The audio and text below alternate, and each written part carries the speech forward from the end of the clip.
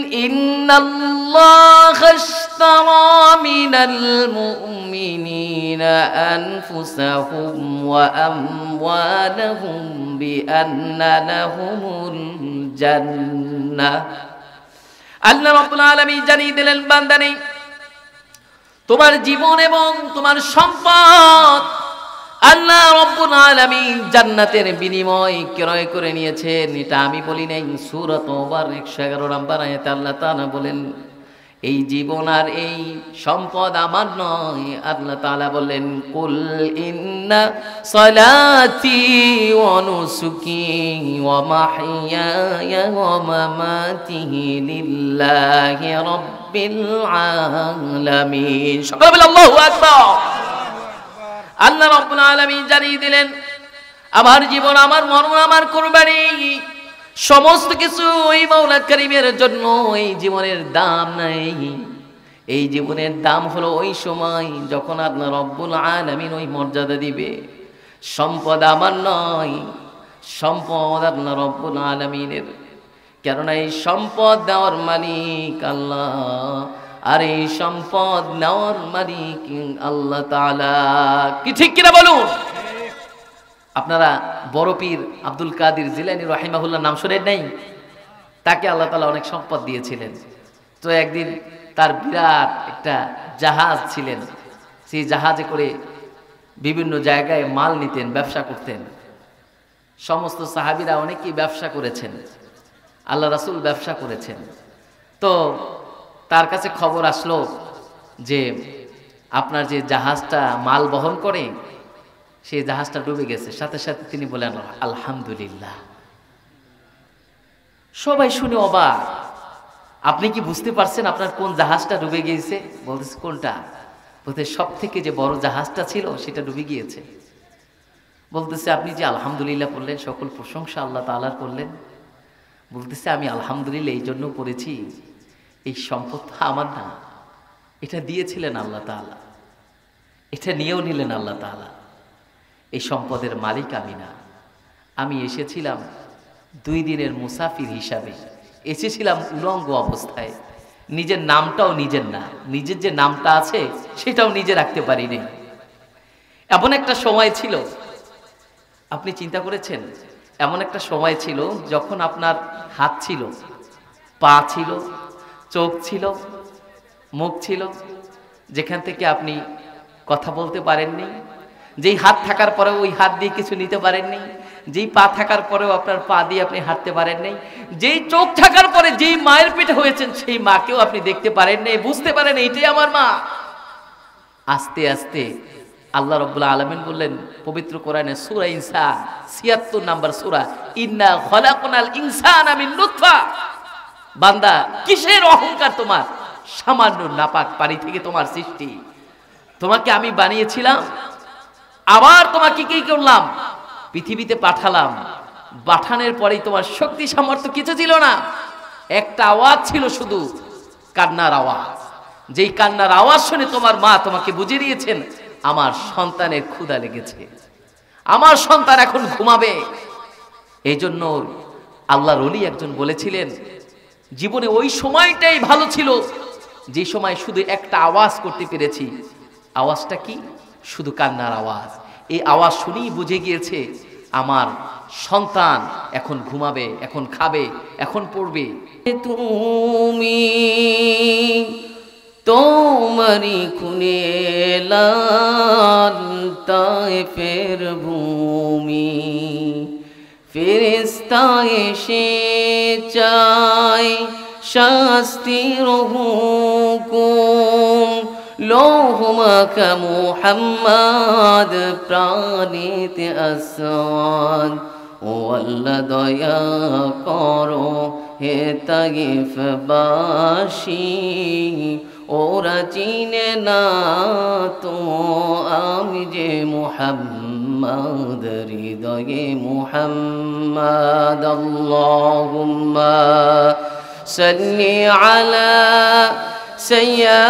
সাইয়্যিদিনা মাওলানা মুহাম্মদ ওয়া আলা আলিহি মাওলানা মুহাম্মদ মক্কাবাসী মদিনাবাসী তোমরা কত ভাগ্যবান, কত কাফির নবীকে দেখে হয়ে গেল মুসলমান। আল্লাহুম্মা সাল্লি আলা সাইয়্যিদিনা মাওলানা মুহাম্মদ ওয়া আলা আলিহি মাওলানা মুহাম্মদ। জিকির করে লা ইলাহা ইল্লাল্লাহ, বলি লা ইলাহা ইল্লাল্লাহ, লা ইলাহা ইল্লাল্লাহ। একটু জোরে করি লা ইলাহা লা ইলাহা। আমার সাথে সকলে, আমার বাড়ি বাংলাদেশে নবীজির রওজা মদিনায়, আমার বাড়ি বাংলাদেশে নবীজির রওজা মদিনায়, মৃত্যুর আগে নবীজির জিয়ারত আমার যেন নসিব হয়। সুবহানাল্লাহ আলহামদুলিল্লাহ লা ইলাহা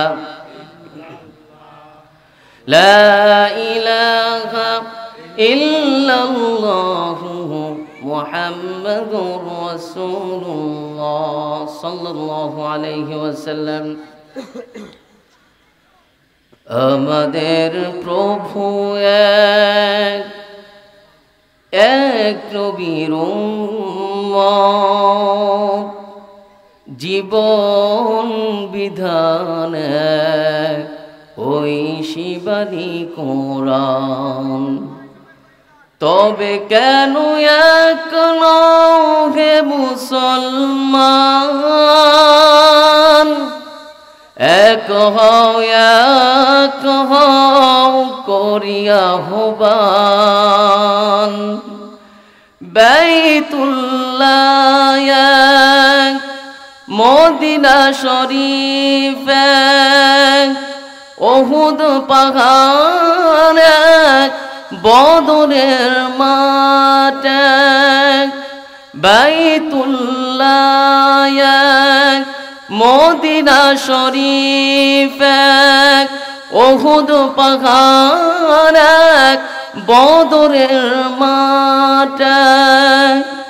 একটাই জীবনার মরণ যে একটাই, একসাথে মিলে মিশে একটাই প্রাণ।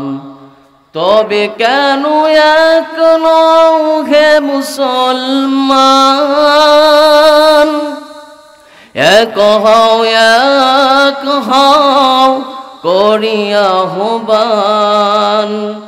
হাসরের মাঠে মিজানের মাপে লৌহে মাহফুজ পুল সিরাতু। হাসরের মাঠে মিজানের মাপে লৌহে মাহফুজ পুল সিরাতু। একটাই চাঁদার একটাই সূর্য, ধরাতে নিয়ম মেনে আলো করে দান।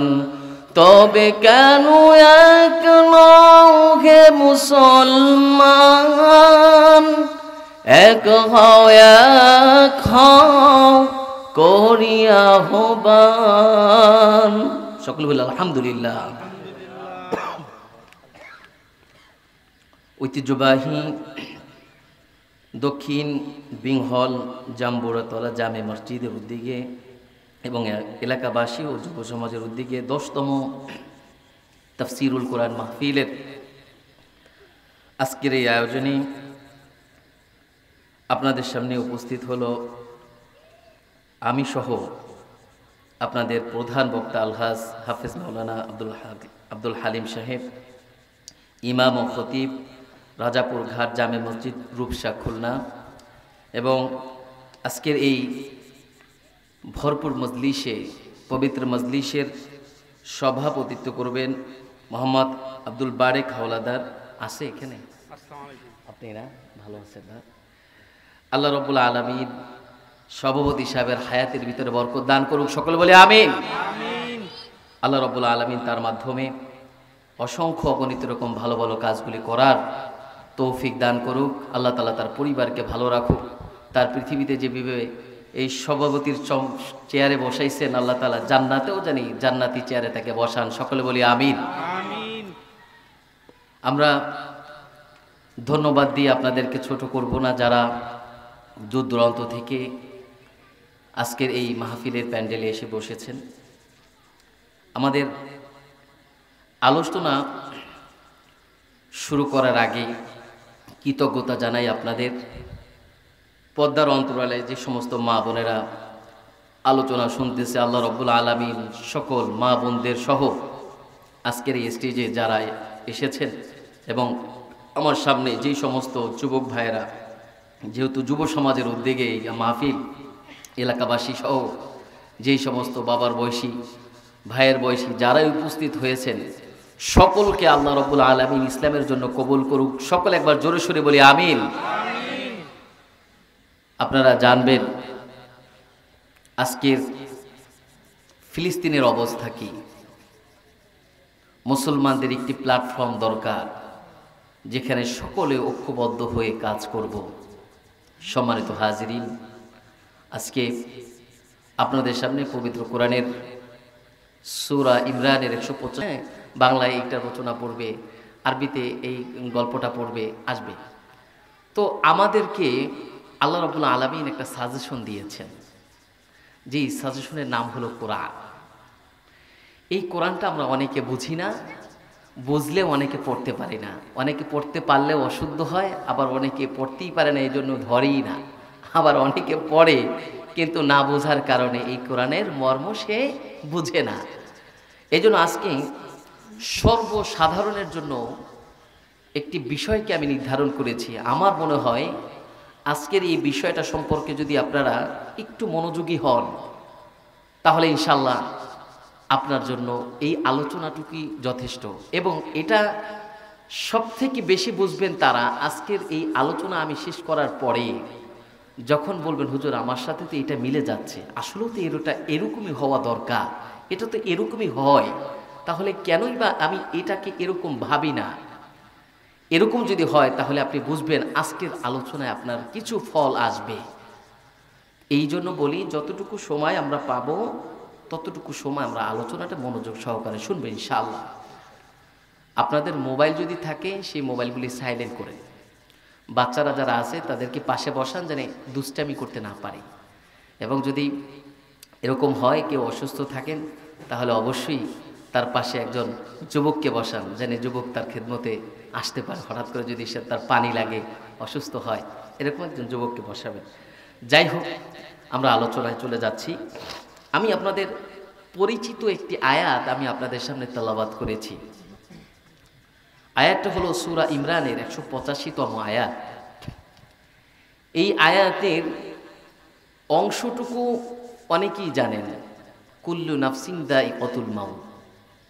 এরপরে আয়াতের অংশ শেষ হয়নি, বিশাল একটি আয়াত, যে আয়াতটি তেলাওয়াত করেছি, ওয়া ইন্নামা তুওয়াফাউনা উজুরাকুম ইয়াওমাল কিয়ামাহ ফামান যুহজিহা আনিন নারি ওয়া উদখিলাল জান্নাতা ফাকাদ ফাজ ওয়ামাল হায়াতুদ দুনিয়া ইল্লা মাতাউল গুরুর। এই অংশে আয়াত শেষ হয়ে গিয়েছে। এই জন্য ভাইরা আমার, আল্লাহ রাব্বুল আলামিন বললেন, বান্দারে কুল্লু নাফসিন যায়িকাতুল মাউত। এতটুকুই বলে যখন তোমাদের আলোচনায় দাঁড়িয়ে যাও, জানাজার সামনে দাঁড়িয়ে যাও, আয়াত কিন্তু শেষ হয়নি। আল্লাহ রাব্বুল আলামিন বললেন, ফামান যুহজিহা আনিন নার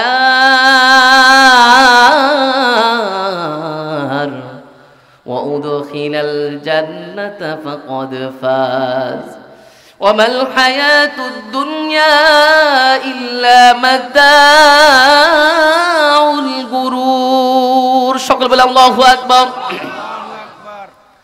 আল্লাহ রব্বুল আলামিন জানিয়ে দিলেন, বান্দারে ওই বান্দার দিকে তাকাও, সে জানে মৃত্যু তার আসবে, মৃত্যু এসে যাবে, সে কেমনে হাসে। মৃত্যুর পথযাত্রী তুমি আমি, এরপরেও কেমন করে হাসি। আল্লাহ রব্বুল আলামিন জানিয়ে দিলেন, বান্দারে ওই ব্যক্তির দিকে তাকাও, সে জানে তার মৃত্যু হবে।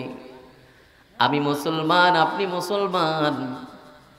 আপনি যদি একজন হিন্দুর কাছে জিজ্ঞাসা করেন, খ্রিস্টানের কাছে জিজ্ঞাসা করেন, সেও সবকিছু অস্বীকার করলেও মৃত্যুকে অস্বীকার করবে না। মৃত্যু তার আসবে, এটা সে নির্ধারণ করে নিয়েছে, কিন্তু কখন আসবে কেউ জানে না।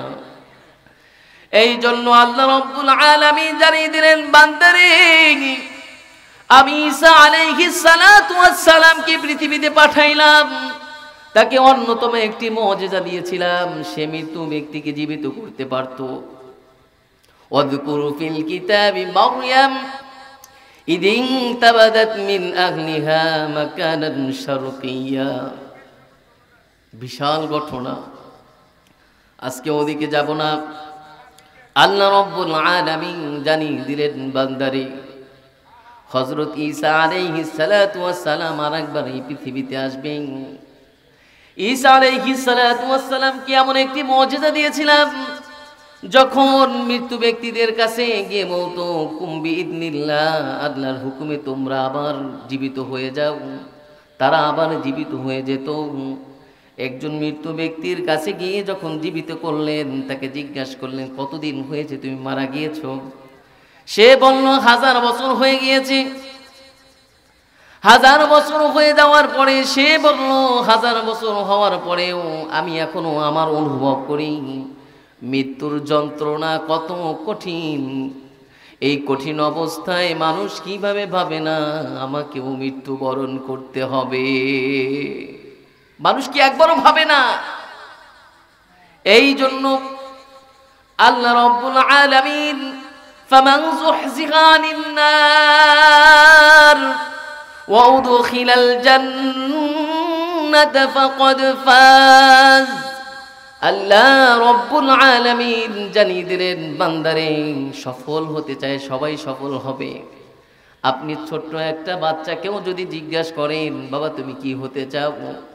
মাদ্রাসায় পড়লে বলবে আমি বড় আলেম হাফেজ হতে চাই। সবাই সফল হতে চায়, কিন্তু আল্লাহ রাব্বুল আলামিন সফলতার সংজ্ঞা দিয়েছেন, ওয়া উদখিলাল জান্নাতা ফাকাদ ফাজ ওয়া মাল হায়াতুদ দুনিয়া ইল্লা মাতাউল গুরুর। সফলতার সংজ্ঞা তো আল্লাহ রাব্বুল আলামিন যখন তোমাকে মুক্তি দিয়ে দিবেন, জান্নাতে নিয়ে যাবেন, আর বলবেন জাহান্নাম থেকে আজ তোমাকে মুক্তি দিয়ে দিলাম, যাও তুমি জান্নাতে যাও, ওই ব্যক্তির মতো সফল আর কেউ হবে না। এই পৃথিবী তো আমার আসল ঠিকানা নয়। পৃথিবী আমার আসল ঠিকানা নয়, মরণ একদিন মুছে দিবে সকল রঙিন পরিচয়। পৃথিবী আমার আসল ঠিকানা নয়। কি ঠিক কিনা বলো? এই পৃথিবী আমার আসল ঠিকানা নয়। এই পৃথিবী থেকে আপনাকে আমাকে চলে যেতে হবে। যেই ঘরে আপনি আমি বসবাস করতেছি, এই ঘরেই কিন্তু আমার দাদা আমার বাবা একদিন বসবাস করেছে। এখন আপনি বসবাস করছেন, একটা সময় আপনার সন্তান বসবাস করবে, আপনি আর থাকবেন না। এগুলো কিছুই আপনার নয়। আপনি এসেছিলেন উলঙ্গ অবস্থায়, আবার যেতেও হবে আপনাকে উলঙ্গ অবস্থায়, কিছুই নিতে পারবেন না। এই জন্য সম্মানিত হাজিরিন, কিসের এই পৃথিবী? আল্লাহ রাব্বুল আলামিন এই উক্ত আয়াতে বললেন, অমাল হায়াতুদ দুনিয়া ইল্লা মাতাউল গুরুর। এই পৃথিবীটা হলো নাটকীয় একটা পৃথিবী, ধোঁকাময় একটা জগৎ, যেই জগৎ তোমাকে শুধু ধোঁকা দিচ্ছে, কিন্তু তুমি ধোঁকা খেয়ে বোকা হয়ে যাচ্ছ, কিন্তু একবারও বুঝো নাই এই পৃথিবী তোমার নয়। সময় হলে তোমাকেও এই পৃথিবী থেকে বিদায় নিতে হবে। আসুন, এরপরে আল্লাহ তাআলা কি বললেন? আল্লাহ তাআলা বললেন, তুমি ওই ব্যক্তির দিকে তাকাও। কোন ব্যক্তি? যে জানে এই দুনিয়া আমার না, এরপরও এই দুনিয়ার জন্য পরিপূর্ণভাবে মেহনত করে। আপনি আমি এই দুনিয়ার জন্য, দুনিয়া পাওয়ার জন্য যতটা মেহনত করি, আল্লাহকে পাওয়ার জন্য 4 ভাগের 1 ভাগ করলে আপনি আল্লাহর ওলি হয়ে যেতেন। কি ঠিক কিনা বলুন? দুনিয়া পাওয়ার জন্য মানুষ যতটা কষ্ট করে, আল্লাহর কসম করে বলি, কোন ব্যক্তি আল্লাহকে পাওয়ার জন্য 4 ভাগের 1 ভাগও যদি করত, তাহলে ওই ব্যক্তি সফল হয়ে যেত। দুনিয়া পাওয়ার জন্য ভোর রাতে দেখবেন, আপনি লঞ্চ ঘাট গিয়েছেন, আপনি আলফার ড্রাইভারগুলোকে দেখেন নাই? সারা রাত গাড়ি চালাচ্ছে। ভালো কিছু প্যাসেঞ্জার আসবে ঢাকা থেকে ঈদের সময়, তারা ভালো কিছু টাকা দিবে। এরকম যারা ব্যবসা করে, কাঁচামালের ব্যবসা করে, দেখবেন সেই ভোর রাতে চলে গিয়েছে, মাছের ব্যবসা করে গাড়ি নিয়ে ভোর রাতে চলে গিয়েছে। যেহেতু আমি বানুরীপাড়ায় থাকি, আমি দেখেছি অসংখ্য অগণিত মানুষ রাতে ঘুমায় না। দিন শেষে তাদের কি পৃথিবীর জন্য কষ্ট করলো, দুনিয়ার জন্য কষ্ট করলো। এদেরকে একদিন জিজ্ঞাসা করবেন, ভাই আপনি তো অনেক রাত ঘুমান নাই, আপনি তাহাজ্জুদের জন্য কত রাত ঘুমান নাই, কত রাত আপনি তাহাজ্জুদ কামাই দিয়েছেন, কত রাত আপনি তাহাজ্জুদ পড়েন নাই। ওই ব্যক্তি বলবে কি জানেন? ভাই তাহাজ্জুদ তো দূরের কথা, আমি তো 5 ওয়াক্ত নামাজই পড়তে পারি না, আমি সাপ্তাহিক মুসল্লি। আপনাদের এই মসজিদে হয়তো নাই, সাপ্তাহিক মুসল্লি নাই, আছে না? কিছু আছে সাপ্তাহিক মুসল্লি, শুক্রবার দিন তাদের দেখবেন যে 5 ওয়াক্ত যারা পড়ে, তারা অনেক সময় তাদের সামনে জায়গা পায় না। তারা নামাজ টামাজ পড়ার জন্য যায় নামাজ আগে, তারপরে সুন্দর জামা পরে সেন্টেন মারে, তারপরে মনে করেন মুরব্বী যদি থাকে, চাচা একটু পিছনে যান, যায় নামাজ তাহলে আছে, মানে সে কিন্তু এই সপ্তাহে যে আসছে এটা দেখাইতে হবে। মাসিক মুসল্লি আছে, সাপ্তাহিক মুসল্লি আছে, বাৎসরিক মুসল্লি আছে। মাসিক মুসল্লি তারা হারাই গেছে রমজান মাসে, রমজানের পরে তাদেরকে আর মসজিদে পাওয়া যায়নি, তার হারাই গেছে। বাৎসরিক মুসল্লি আপনি পাবেন শুধু ঈদে এবং কোরবানিতে। এরা বছরে একবার আসবে ইনশাল্লাহ, নতুন জামা কাপড় পরে নামাজে আসে, আবার চলে যায়। এই সাপ্তাহিক আর বাৎসরিক মাসিক মুসল্লি দিয়ে এই রাতে না উঠে তাহাজ্জুদে আল্লাহ তাআলার কাছে না চাইতে কিভাবে সাহস হয়? এই জন্যই তো মানুষ যখন জেলে যায় তখন তারা আল্লাহওয়ালা হয়ে বের হয়। কেন জানেন? তখন বুঝতে পারে এই দুনিয়ায় কেউ নেই, আসলে আল্লাহ ছাড়া কেউ নেই। যখন আপনাকে ফাঁসির কাস্টে ঝুলাবে, তখন যদি বলে আপনি কি চান, তখন আপনি বলেন আমাকে 2 রাকাত নামাজ পড়ার সুযোগ দিবেন। আপনি কেন চান জানেন? আপনি বুঝে গিয়েছেন জীবনে অনেক রাকাত নামাজ আপনি কামাই দিয়েছেন, অনেক সুযোগ আপনার জীবনে ছিল, কিন্তু আপনি সেজদা দেন নেই। যারা এখন সেজদা দিতে পারেন না, হাঁটু ব্যথা, বুকে ব্যথা, পিঠে ব্যথা, আপনি একজন ভাইকে জিজ্ঞাসা করেন, ভাই আপনি সেজদা দিয়ে কি মজা পান? আর যে সেজদা দিতে পারে না তাকে আপনি জিজ্ঞাসা করেন, ভাই আপনি কি মজা পান নামাজ পড়ে? ওই ব্যক্তি যদি আল্লাহওয়ালা হয়, ওই ব্যক্তি বলবে, ভাই আমি সেজদা ছাড়া তো মজা পাই না। ওয়াকতারিব ওয়াসজুদ ওয়াকতারিব, বান্দা তুমি যদি সব থেকে আমার নিকটবর্তী হতে চাও তাহলে তুমি সেজদায় গিয়ে চাও। সেজদা কি দামি! একটা সেজদা দেওয়ার কারণে সমস্ত ফেরেশতারা দামি হয়ে গেল, আর একটা ফেরেশতা সেজদা না দেওয়ার কারণে সারা জীবন ফেরেশতা হয়েও আল্লাহ লানত হলো, জাহান্নামী হয়ে গেল, কোনোদিন আর জান্নাতে সে যেতে পারবে না। শুধু একটা ফেরেশতা কি করলেন? সেজদা একটা দিলেন না। তাহলে আপনার জীবনে আপনি কতগুলো সেজদা দেন নাই, কত হাজার সেজদা আপনি দেন নাই, কত নামাজ আপনি ফেলে দিয়েছেন, পড়েন নাই। আহা ভাই, আলোচনা শুনেন, অসংখ্য আলোচনা ইউটিউবে আছে, অসংখ্য বক্তার আলোচনা শুনবেন। যে আলোচনায় খোরাকি না হবে, যে আলোচনা আপনাকে পরিবর্তন না করতে পারবে, সেই আলোচনা শুনে কি হবে ভাই? এটা হলো আলোচনায় খোরাকি থাকতে হবে, আলোচনা শুনবেন, আমল করতে হবে। আসুন আল্লাহ রাব্বুল আলামিন তারপরে কি বললেন? আল্লাহ রাব্বুল আলামিন বললেন, তুমি কি ওই ব্যক্তিকে দেখো? কোন ব্যক্তি? যার অনেক সম্পদ আছে, এই সম্পদ থাকার পরেও কোনো ক্ষতি হয়ে গেলে সেই সম্পদের জন্য আফসোস করে। একটা আয়াতের কথা বলে যায়, যারা মনে রাখতে পারবেন মনে রাখবেন, যারা মনে রাখতে পারবেন না তারা অন্ততপক্ষে আজকের এই আয়াতের কথা শুনেন। পবিত্র কোরআনের 9 নম্বর সূরা, সূরা তাওবা। এই 9 নম্বর সূরা, সূরা তাওবার 111 নম্বর আয়াত। আবার বলতেছি, পবিত্র কোরআনের 9 নম্বর সূরা, সূরা তাওবার 111 নম্বর আয়াত। 111 নম্বর আয়াতে আল্লাহ রাব্বুল আলামিন জানিয়ে দিলেন, ইন্নাল্লাহা আশতারা মিনাল মুমিনিনা আনফুসাহুম ওয়া আমওয়ালাহুম বিআন্না লাহুমুল জান্নাহ। আল্লাহ রাব্বুল আলামিন জানিয়ে দিলেন, বান্দানি তোমার জীবন এবং তোমার সম্পদ আল্লাহ রাব্বুল আলামিন জান্নাতের বিনিময় ক্রয় করে নিয়েছেন। এটা আমি বলি নাই। সূরা তাওবার 111 নম্বর আয়াতে আল্লাহ তাআলা বলেন, এই জীবন আর এই সম্পদ আমার নয়। আল্লাহ তাআলা বলেন, কুল ইন্না সালাতি ওয়া নুসুকি ওয়া মাহইয়ায়া ওয়া মামাতি লিল্লাহি রাব্বিল আলামিন। সকলে বলে আল্লাহু আকবার।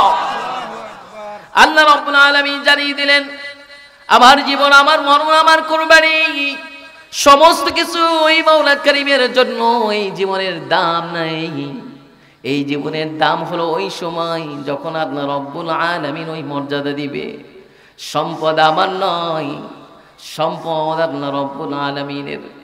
কেননা এই সম্পদ দেওয়ার মালিক আল্লাহ, আর এই সম্পদ নেওয়ার মালিক আল্লাহ তাআলা। কি ঠিক কিনা বলুন? আপনারা বড় পীর আব্দুল কাদের জিলানী রাহিমাহুল্লাহ নাম শুনেন নাই? তাকে আল্লাহ তাআলা অনেক সম্পদ দিয়েছিলেন। তো একদিন তার বিরাট একটা জাহাজ ছিলেন, সেই জাহাজে করে বিভিন্ন জায়গায় মাল নিতেন, ব্যবসা করতেন। সমস্ত সাহাবীরা অনেকেই ব্যবসা করেছেন, আল্লাহ রাসূল ব্যবসা করেছেন। তো তার কাছে খবর আসলো যে আপনার যে জাহাজটা মাল বহন করে সেই জাহাজটা ডুবে গেছে। সাথে সাথে তিনি বলেন আলহামদুলিল্লাহ। সবাই শুনে অবাক। আপনি কি বুঝতে পারছেন আপনার কোন জাহাজটা ডুবে গিয়েছে? বলতেছে কোনটা? বলতে সব থেকে যে বড় জাহাজটা ছিল সেটা ডুবে গিয়েছে। বলতেছে আপনি যে আলহামদুলিল্লাহ বললেন, সকল প্রশংসা আল্লাহ তাআলার করলেন। বলতেছে আমি আলহামদুলিল্লাহ এই জন্য করেছি, এই সম্পদ আমার না, এটা দিয়েছিলেন আল্লাহ তাআলা, এটা নিয়েও নিলেন আল্লাহ তাআলা। এই সম্পদের মালিক আমি না। আমি এসেছিলাম 2 দিনের মুসাফির হিসাবে, এসেছিলাম উলঙ্গ অবস্থায়। নিজের নামটাও নিজের না, নিজের যে নামটা আছে সেটাও নিজে রাখতে পারিনি। এমন একটা সময় ছিল, আপনি চিন্তা করেছেন?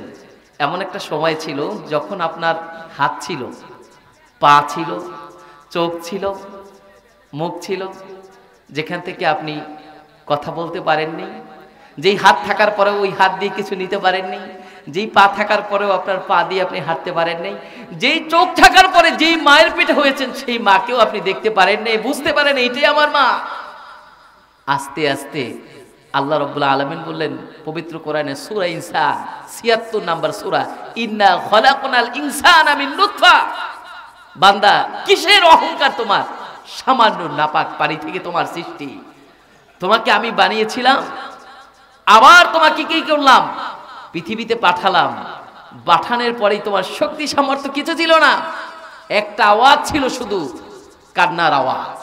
যেই কান্নার আওয়াজ শুনে তোমার মা তোমাকে বুঝিয়ে দিয়েছেন আমার সন্তানের ক্ষুধা লেগেছে, আমার সন্তান এখন ঘুমাবে। এই জন্য আল্লাহর ওলি একজন বলেছিলেন, জীবনে ওই সময়টাই ভালো ছিল যে সময় শুধু একটা আওয়াজ করতে পেরেছি। আওয়াজটা কি? শুধু কান্নার আওয়াজ। এই আওয়াজ শুনেই বুঝে গিয়েছে আমার সন্তান এখন ঘুমাবে, এখন খাবে, এখন পড়বে। কিন্তু এখন কথা বলতে শিখেছি। এমন একটা সময় ছিল মুখ ছিল কথা বলতে পারি নাই, এখন কথা বলতে শিখেছি। দোকানে গেলেই গিবাদ আর গিবাদ, দোকানে গেলেই দুর্নাম আর দুর্নাম। নিজের যে কত গুনাহ আছে এটার খবর নেই। এই জন্য গিবাদ করবেন না। কেন জানেন? লস আপনার। কোনো পাগলেও লস বহন করে না। কেন? যদি আপনি কারো গিবাদ করতেছেন, আপনার আমলনামা থেকে নেকগুলি ওই ব্যক্তির আমলনামায় চলে যাচ্ছে। যদি ওই ব্যক্তির ওই দোষ ত্রুটি থেকে থাকে, তাহলে আপনি তাকে অপবাদ দিচ্ছেন, তার পিছনে কথা বলতেছেন। লাভ আপনার হচ্ছে না, বরঞ্চ লস আপনার হচ্ছে। কোনো পাগলেও বলবে না যে তোমার নতুন মোবাইলটা আমাকে দিয়ে আমার পুরান মোবাইলটা তুমি নাও। কোনো পাগলেও বলবে না আমার আমলনামার আমলগুলি তোমাকে দিয়ে দেব, তোমার গুনাহগুলি আমাকে দিয়ে দাও। এটা কেউ বলবে না। আপনি তো এখন বুঝতেছেন না। আমি মাঝে মধ্যে দেখি আমাদের বাজারে এলান দেয় যে আজকে রাতে ইলিশ মাছ মাত্র 500 টাকা কেজি, মাত্র 300 টাকা কেজি। এক রাতে আমি দেখলাম এলানের সাথে সাথে অসংখ্য মানুষ, অসংখ্য অগণিত মানুষ। 1 ঘন্টা পরে আমি গিয়ে দেখি ইলিশ মাছ তো দূরের কথা, ওখানে মাছওয়ালাও নাই, হাজি নেই, কিছু নাই। বলতেছে হুজুর এলান হওয়ার 20 মিনিটের ভিতরে কোথায় কারা নিয়ে গেল আমিই বলতে পারলাম। ওই সময় যদি আমি 800 টাকাও চাইতাম তাও নিয়ে যাইতো। তার মানে সে বুঝে গেছে এতটুকু সময়ের ভিতরে আমাকে এই মাছটা নিতে হবে। কিন্তু আমরা কত পাগল, আমাকে সময় বেঁধে দেওয়া হয় নাই। এই যে যারা পরীক্ষা দিয়েছেন, জীবনে সবাই পরীক্ষা দিয়েছেন, শেষের 15 মিনিট যারা পরীক্ষা দিয়েছেন, যখন ঘন্টা বাজে তখন ওই ব্যক্তি বুঝে আমার হাতে আর 15 মিনিট সময় আছে। তখন খাতায় যে কি লেখে নিজেও জানে না। খাতায় যে কি লেখে, ওদেরকে যদি জিজ্ঞাসা করেন তুমি কি লেখছো, বলতেছে যে এখনো প্রশ্ন অনেক বাকি, কি যে লেখছি, খালি দেখছি যে আমি লেখছি।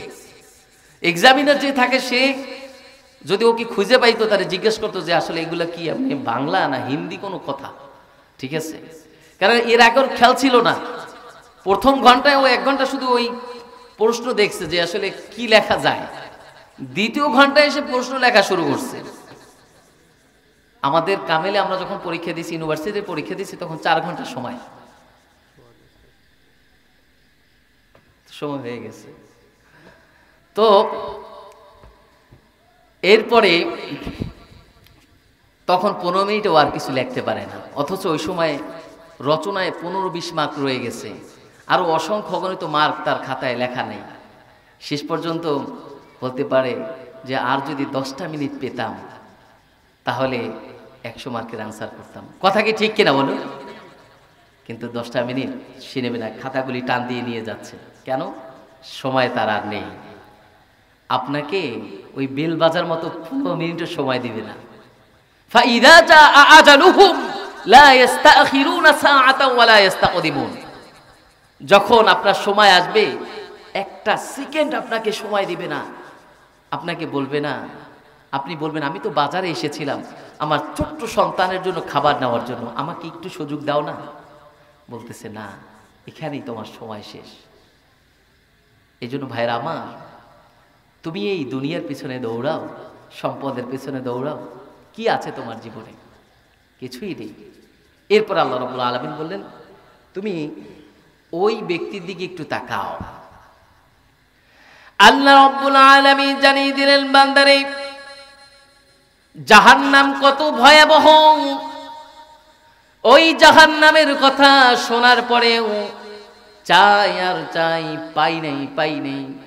এমন সংসার আছে আপনি নিজেও ঈদে কিছু নিলেন না, তারপরেও বলবে কিছুই পাই নাই, কিছুই খাইনি, জীবনে কার সাথে বিবাহ হলো, এর চেয়ে ভালো ভালো সম্বন্ধ আমার বাবার কাছে এসেছিল, আমার ভাগ্যটাই খারাপ, তোমার সাথে বিবাহ হয়েছে। মানে আমি এতই খারাপ, আমি তোমাকে বিয়ে করছি, কত ভালো ভালো প্রস্তাব আমার জীবনে ছিল। মা বোনেরা আবার কিছু মনে করবেন না, অনেক ফ্যামিলি আছে আমার কাছে অনেক খবর আসে, তারা বলে যে হুজুর এত ত্যাগ করি ফ্যামিলির জন্য, এরপরও কেন বুঝে না, মাঝে মধ্যে মনে চায় জঙ্গলে চলে যায়, তারপরে নিজে ভালো থাকি। আমি বলি ভাই সবর করেন, আল্লাহ তাআলা বরকত দিবেন। এই জন্য ভাইরা আমার, আল্লাহ রাব্বুল আলামিন বলেন বান্দা জানি তার জন্য আলাইকুম আয়াতি রাব্বিকুম وينذرونكم لقاء يومكم هذا সকল বলে আল্লাহু আকবার। আল্লাহ রাব্বুল আলামিন জানিয়ে দিলেন, ধিক্কার জানাবে ফেরেশতারা, যখন তুমি জাহান্নামী হবে, জাহান্নামের ফেরেশতারা তোমাকে জাহান্নামে নিক্ষেপ করার সময় বলবে, আলাম ইয়াতিকুম নাযীর, ক্বালু বালা ক্বাদ জাআনা নাযীর। আল্লাহ রাব্বুল আলামিন জানিয়ে দিলেন, তোমার কাছে এমন কেউ সতর্ককারী আসে নাই যে তোমাকে সতর্ক করেছে। এমন কেউ কি ছিল না সতর্ক করেছে? তোমার কাছে কেউ আসে নাই যে সতর্ক করেছে। সে বলবে, ওয়াকালু লাউ কুন্না নাসমাউ নাআকিলু মা কুন্না ফি আসহাবিস সাঈর, আমরা শুনেছি, দেখেছি, বুঝেছি, এরপরও বাড়ি নেই, এগুলো সব উড়িয়ে দিয়েছি। এরকম অসংখ্য অগণিত সেমিনার হয়েছে, মাহফিল হয়েছে, অসংখ্য অগণিত কথা শুনেছি, কিন্তু পরিবর্তন হই নাই। এই জন্য আল্লাহ রাব্বুল আলামিন সূরা ইউনূসে বললেন, আল্লাহু ইয়াদউ ইলা দারিস সালাম ওয়া ইয়াহদি মান ইয়াশাউ ইলা সিরাতিল মুস্তাকিম। এখানে আল্লাহ রাব্বুল আলামিন একটা আয়াতে দুইটা ব্যাখ্যা টেনেছেন তাফসীরের কিতাবে। আল্লাহু ইয়াদউ ইলা দারিস সালাম, বান্দা তোমাকে শান্তির দিকে ডাকতেছি, কেন তুমি শান্তির কথা শোনো না? এজন্য রাসূলুল্লাহ সাল্লাল্লাহু আলাইহি ওয়াসাল্লাম বললেন, আমি ঘুমিয়েছি, আমি স্বপ্নে দেখতেছি জিব্রাইল আলাইহিস সালাতু ওয়াস সালাম আমার মাথার কাছে, মিকাইল আলাইহিস সালাতু ওয়াস সালাম আমার পায়ের কাছে। এখন একজন আরেকজনকে বলতেছেন, বলে ফেলো, উদাহরণটা দিয়ে ফেলো। জিব্রাইল আবার মিকাইলকে বলতেছে, কেন তুমি বলো, আমি এটা শুনতেছি। রাসূল সাল্লাল্লাহু আলাইহি ওয়াসাল্লাম বলেন, এটা আমি শুনতেছি। মিকাইল বলতেছে জিব্রাইলকে, জিব্রাইল বলতেছে মিকাইলকে যে তুমি বলো, উদাহরণটা দিয়ে শুরু করো। শুরু করলেন, ওগো নবী, আপনার যে উম্মত, যে শান্তির বার্তা দিয়েছেন, সেই বার্তা কেমন আপনি জানেন? বার্তা হলো, বিশাল এক বাদশা একটা বাড়ি নির্মাণ করেছেন। বাড়ি নির্মাণ করার পরে তার ভিতরে কিছু ঘর করেছেন। এই ঘর করার পরে এরপরে একজন আহ্বানকারী রেখেছেন এবং সকলকে দাওয়াত দিয়েছেন। সকলকে দাওয়াত দিয়েছেন। ওই আহ্বানকারী ঠিক করে দিয়েছেন, তুমি আমার এই মহল্লায় যত মানুষগুলি আছে তাদেরকে দাওয়াত দাও, আজকের এই বিশাল আয়োজনে তারা আমার সাথে পরিচয় লাভ করবেন। ওই দাওয়াত কেউ গ্রহণ করেছে, আবার কেউ বর্জন করেছে। ফেরেশতারাই আবার বলতেছে, তুমি কি জানো এই ঘটনাটা মূল কি? বলতেছে, বলো তুমি। এই ঘটনাটার মূল হলো এই, তুমি যে বলছো না যে বিশাল এক বাদশা এত বড় একটা বাড়ি নির্মাণ করেছেন, বলতেছে হ্যাঁ, সেই বাড়িটা তো ওই মালিক নির্মাণ করেছেন।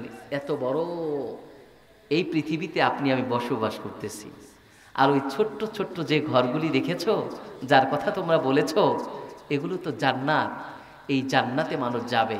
আর ওই যে আহ্বানকারী, এই আহ্বানকারী তো সকলে বলি মুহাম্মদ সাল্লাল্লাহু আলাইহি ওয়াসাল্লাম। এই আহ্বানে যারা সাড়া দিয়েছে তারা ওই খাবার গ্রহণ করেছে, আর যারা বর্জন করেছে তারা আর ওই খাবার গ্রহণ করতে পারে না। তথা ওই জান্নাতে যেতে হলে আমরা যেই খাবার খাবো, আমাদের আহ্বানকারী আমাদেরকে যে আহ্বান করেছেন, এই আহ্বানে আমরা সাড়া দিয়েছি। এই আয়াতের একটা অংশ, ওয়াহদি মাইয়াশা ইলা সিরাতিল মুস্তাকিম। আপনি প্রত্যেক নামাজে বলেন না ইহদিনাস সিরাতাল মুস্তাকিম? আল্লাহ তাআলা সূরা ইউনূসে আবার এটা বললেন, ওয়াহদি মাইয়াশা ইলা সিরাতিল মুস্তাকিম। এই আয়াতের ব্যাখ্যায় বলে, সিরাতে মুস্তাকিম কাকে বলে একটু বুঝিয়ে বলো। আপনি তো সারা জীবন বললেন ইহদিনাস সিরাতাল মুস্তাকিম, ইহদিনাস সিরাতাল মুস্তাকিম। এই সিরাতের মুস্তাকিমের একটা সহজ ব্যাখ্যা আজকে শুনে নেন, মনে রাখবেন। এই বিশাল একটা পথ, এই পথকে সহজ একটা পথ বলে জানিয়েছেন। এই পথের ডানে এবং বামে বিশাল এক দেয়াল। এই দেয়ালের কিছু কিছু অংশে কিছু দরজা আছে। আবার এই যে বিশাল রাস্তা, এই রাস্তার একদম শুরুতে একজন ব্যক্তি ডাকতেছেন, আর এই রাস্তার মাঝখানে এসে একজন ব্যক্তি ডাকতেছেন। এখন বলতেছে, তাহলে এই কথার ব্যাখ্যা কি? এই কথার ব্যাখ্যা হলো, ওয়াহদি মাইয়াশাউ ইলা সিরাতিম মুস্তাকিম।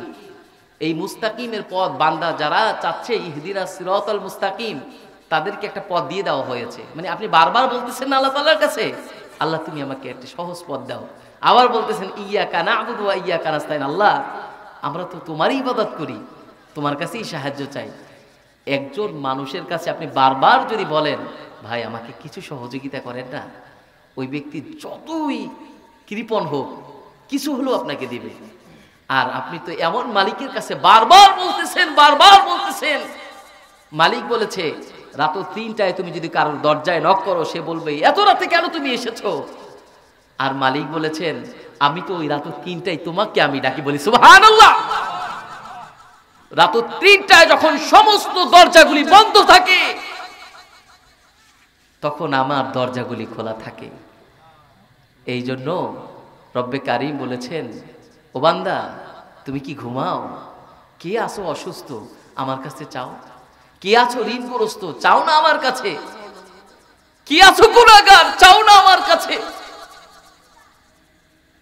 পৃথিবীর সমস্ত দরজা বন্ধ হয়ে গেছে, আমার দরজা বন্ধ হয়নি। এই জন্য ওই সময় আজকে একটা দোয়া শিখিয়ে দিয়ে যাই।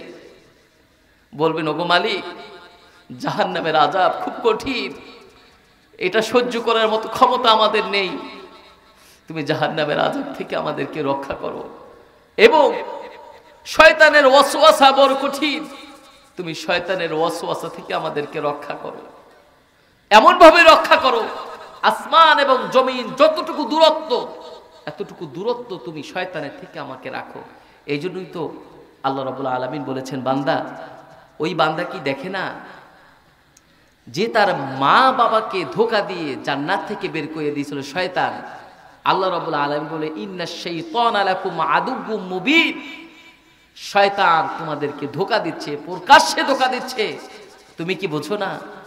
আমি যদি জানি এখন এই মুহূর্তে অমুক জায়গা থেকে একজন ব্যক্তি আসবে, সেই ব্যক্তি এসে আপনাকে আমাকে হত্যা করে আবার চলে যাবে, এই সতর্ক বাণী যদি আপনাকে দেওয়া হয়, তাহলে আপনি ওই ব্যক্তির ভয়ে এই এলাকায় তো থাকবেনই না, বরঞ্চ যেই এলাকায় আপনাকে কেউ চিনে না ওই এলাকায় চলে যাবেন শুধুমাত্র হত্যার ভয়ে।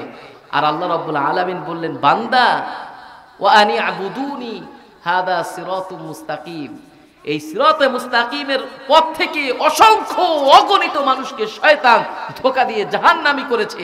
এরপরও কি তুমি শয়তানকে বন্ধু বানাবে? এরপরও তুমি এই প্রকাশ্য শয়তানকে তুমি ভয় পাবে না? এই জন্য ভাইরা আমার, আল্লাহ রাব্বুল আলামিন আপনাদেরকে আমাদেরকে বলেছেন, তুমি তো অনেক আমল করো, তোমার আমলটাকে বরবাদ করে দেয় শয়তান।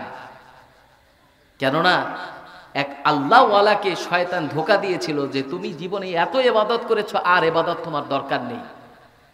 সে বুঝতে না পেরে তার তাহাজ্জুদ কামাই হয়েছিল। সকালে উঠে যখন বুঝতে পারলেন এই জীবনে 41 বছরে একদিনও আমার তাহাজ্জুদ কামাই যায় নাই, তখন সে এত কান্না করলেন। কান্নার জন্য আল্লাহ রাব্বুল আলামিন বাকি জীবনটা তাহাজ্জুদ পড়ার সবও তার আমলনামায় দিয়ে দিয়েছেন, বলে সুবহানাল্লাহ। পরের দিন শয়তানটাকে ডেকে উঠায়, শয়তানকে বলে তুমি কি আবার? বলতেছে আমি বড় লসে আছি, কারণ একটা দিন আপনাকে ধোঁকা দিয়ে আপনি যেই কান্না করেছেন, এই কান্না 41 বছর আপনি না করলেও আপনি পেয়ে যেতেন, কিন্তু এখন আমি তো মনে করতেছি আপনাকে যদি উঠাইতাম তাহলে এতটা লস হতো না, যেই না উঠে যেই লস হয়েছে। এই জন্য ওমা উবাররিউ নাফসি ইন্নান নাফসা লাআম্মারা, নফস হলো 3 প্রকার, নফসে লাম্মারা, আর হলো সূরা কিয়ামা আল্লাহ রাব্বুল আলামিন বলেছেন লা উকসিমু বিয়াউমিল কিয়ামা ওয়া লা উকসিমু বিন নাফসিল লাওয়ামা, আরেকটা হলো নফসে লাওয়ামা, আরেকটা হলো ইয়া আইয়াতুহান নাফসুল মুতমাইন্না ইরজিই ইলা রাব্বিকি রাদিয়াতাম মারদিয়া, নফসে মুতমাইন্না। সবথেকে খারাপ নফস ইন্নান নাফসা লাআম্মারা, এই নফসে লাআম্মারা যার ভিতরে ঢুকেছে সে গুনাহ করবে, মানে ওইটা গুনাহ করতে করতে কালো হয়ে গেছে। এই জন্য যদি আপনি আজকের পর থেকে নফসের বিরুদ্ধে মুজাহাদা করতে পারেন, যেমনি ভাবে আপনাকে নফস বলবে উঠিস না, নামাজে যাওয়া লাগবে না, ওটা কাজা পড়লেও হবে। এই মাহফিল না শুনলেও হবে কি, তোমার মোবাইল আছে না, অসংখ্য অগণিত মাহফিল শোনা যাবে, শোনা লাগবে না। আবার বলবে কি হয়েছে, ওই রকম দুই একটা কটু কথা বললে কিছু হয় না। আবার বলবে ওইরকম গিবাত করলে কিছু হয় না। এটা কিন্তু আপনার নফস আপনাকে বোঝাচ্ছে, আপনি কিন্তু অটোমেটিক নফসের ধোকায় পড়ে যাচ্ছেন। আপনি আজকে একটা ছোট্ট একটা ষড়যন্ত্রর আবিষ্কার আমার ক্ষুদ্র জ্ঞানে আমি করেছি। আপনাকে যখনই মনে করবেন যে না এটা করার দরকার নেই, ভালো কাজ, ওইটা ভালো কাজ, আপনি বুঝতেছেন এটা ভালো কাজ। ধরেন মসজিদের ইমাম সাহেব হয়তো 1 মিনিট দেরি করে আসছে, আপনি অসংখ্য অগণিত সময় বাস দেরি করতেছে, আপনার খবর নাই। অসংখ্য অগণিত দোকানপাটে বসে চা খাচ্ছেন ঘন্টার পর ঘন্টা, ইমাম সাহেব হয়তো 30 সেকেন্ড দেরি করছে। হ্যাঁ হুজুর, আপনার কি আর কোনো কাজ নাই? আমি এখানে প্রায় 1 মিনিট হয়েছে বসে রয়েছি, আপনার 1 মিনিট আর অসংখ্য অগণিত ঘন্টার পর ঘন্টা চায়ের দোকানে বসে আছেন, এটা সবাই নেই। এই জন্য এরকম ভালো কাজে আপনাকে যখন শয়তান ধোকা দিবে তখন আপনি বুঝবেন আপনার নফসে নাম মারার ভিতরে আছেন। আপনার নফস যেটা চাবে আপনি উল্টাটা করেন। এখন চাচ্ছে উঠিস না, এখনই উঠতে হবে। এখন চাইতেছে এখন দরকার নেই, এখনই দরকার। এখন চাইতেছে যে তুমি এইটা করো, বলতেছে না এখনই করা যাবে না। মানে ছোট বাচ্চারা যেমনিভাবে বলে না তোমার এখনই আমাকে মোবাইল কিনে দিতে হবে, আপনি বলবেন কিনে দেব না, দেখি কি হয়। তোমার এখনই আমার হুন্ডা কিনে দিতে হবে, আমি দেব না, দেখি কি হয়। হয়তো আপনার জীবনে এটা দ্বারা সফলতা আসবে। যেই বাচ্চা আপনার বাইক কেনার কারণে আপনার কাছ থেকে ঘর থেকে নেমে গেল, এমন হতে পারে এই বাইকে তার জীবন চলে যাবে। হয়তো তার 5 দিন 7 দিন দূরে থেকে আপনার রাগ ভেঙে আবার সে ঘরেই আসবে। কিন্তু এমন হতে পারে এটা আপনার জন্য মঙ্গল। আপনি ইবাদত করেছেন, আপনাকে শয়তান ধোঁকা দিয়েছে। এমন হতে পারে আপনি এরকম করতে করতে একটা সময় শয়তান আর আপনার কাছে আসবে না। এর কারণ হলো জানে একে ধোঁকা দিয়ে লাভ নাই, আমি যা বলি তার উল্টা সে বলে। এই সর্বশেষ যেটা বলে আজকের আলোচনাটা শেষ করতে চাই, যেহেতু সময় বেঁধে দিয়েছে অল্প সময়। সর্বশেষ আপনি চুরি করেছেন, আল্লাহ মাফ করতে পারেন। আপনি কাউকে গীবাত করেছেন, আল্লাহ মাফ করতে পারেন। আপনি নামাজ পড়েন নাই, চাইলে আল্লাহ তাআলা ক্ষমা করতে পারেন। একটা গুনাহ আল্লাহ রাব্বুল আলামিন ক্ষমা করবেন না, সেটা হলো শিরকের গুনাহ। ইন্নাহু মান ইউশরিক বিল্লাহ ফাকাদ হাররামাল্লাহু আলাইহিল জান্নাতা ওয়া মাওয়াহুন নার। আপনি শিরকের মতো গুনাহ ভাই করবেন না। আল্লাহর হস্তে আপনার কাছে এইটা বলে যায় আজকের আলোচনা শেষ পর্যায়ে, জীবন সমস্ত কিছু করেছেন, ভুল করেছেন, ক্ষমা করবে আল্লাহ, চাইলে ক্ষমা করবে। অপরের হক নষ্ট করবেন না, আর শিরকের মতো গুনাহে লিপ্ত হবেন না। ওয়াজ এখানেই যথেষ্ট। শিরিক করবেন না, অন্যের হক মেরে খাবেন না। কেননা কাল কিয়ামতের ময়দানে আল্লাহ রাব্বুল আলামিন বলবেন নামাজ পড়ো না এটা আমার হক ছিল, রোজা রাখো না আমার হক ছিল, হজ করো না আমার হক ছিল। চাইলে ক্ষমা করতে পারে, কিন্তু অন্যের জমি যে আইল তুমি ভেঙে খেয়েছো, অন্যের জমি এতিমের সম্পদ মেরে খেয়েছো, এটা আমার না, এটা ওই এতিমের। ও যদি তোমাকে ক্ষমা না করে আমি ক্ষমা করতে পারবো না। লাস্ট পর্যন্ত কি হবে জানেন? আপনার আমলনামা থেকে ওই আমলনামায় সব চলে যাবে। আপনি এরকম সাদা একটা পেজ নিয়ে উঠবেন, এই নাও তোমার আমলনামা। তা কেন আমার আমলনামা, এটা খালি কেন? বলতেছে যা করেছিলে এটা দিয়ে দেওয়া হয়েছে। এই জন্য সম্মানিত হাজিরিন, আলোচনা শেষ। আলোচনার শেষ পর্যায়ে শুধু এতটুকুই ওয়াজ, যা বলেছি এতটুকু আপনার জীবনে আমল করেন এবং শিরকের মতো গুনাহে লিপ্ত হবেন না, অন্যের হক নষ্ট করবেন না। আল্লাহর হক আর বান্দার হক খুব কঠিন একটা পর্যায়ে। অনেকে অনেক তাহাজ্জুদ করে, কিন্তু বান্দার হকের ব্যাপারে খুব যত্নশীল। বোনের হক, এতিমের হক খুব যত্ন। কেমন যত্ন যে ওই ব্যক্তি আগে ছিল হাজি না, এখন হাজি হয়েছে।